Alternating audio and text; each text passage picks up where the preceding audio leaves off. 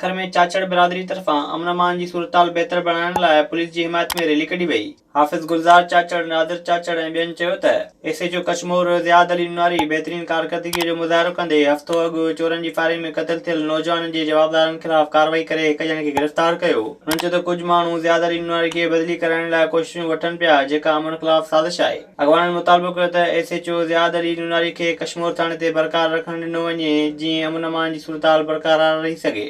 उबावड़े में टाउन मुलाज़िमनि पारां मज़हबी पार्टीअ जे अॻवान जे तशदुद ख़िलाफ़ एहतिजाज कयो वियो। ख़ुर्शीद दायो, शमन ऐं ॿियनि मीडिया ॾोधाईंदे चयो त नवीद थईम तरफ़ां टाउन मुलाज़िम मथां बिलाजवाब तशदुद कयो वियो आहे। हुननि चयो त हू शहर अंदरि सफ़ाई सुथराई कनि था, हुननि खे ई तशदुद जो निशानो बणायो वञे थो।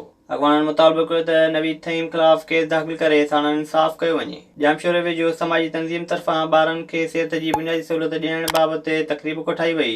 इंस्टीट्यूट ऑफ रूरल मैनेजमेंट जी निगरानी हेठि हलंदड़ स्मार्ट स्कूल में कोठायल तक़रीब में DHO Jamshoro doctor Mushtaq Solangi, doctor Kaleemullah Shaikh, doctor Khalida Naz Memon ऐं ॿियनि शिरकत कई। हुन मौक़े ते ॿारनि ऐं उस्तादनि खे सिहत बाबति ॼाण ॾिनी वई, जॾहिं त ॿारनि खे रत जी खोट ऐं पेट जे कीड़नि खां बचाव वारियूं दवाऊं पिणु पीआरियूं वयूं। डीएचओ डॉक्टर मुश्ताक सोलंकी जो चवणो हो त आईआरएम पारां कची आबादियुनि में स्कूल हलाइण वारी कोशिशूं साराह जोॻियूं आहिनि। विज़िट कयो अवामी आवाज़ मीडिया ग्रुप जी वेबसाइट awamiawaz.pk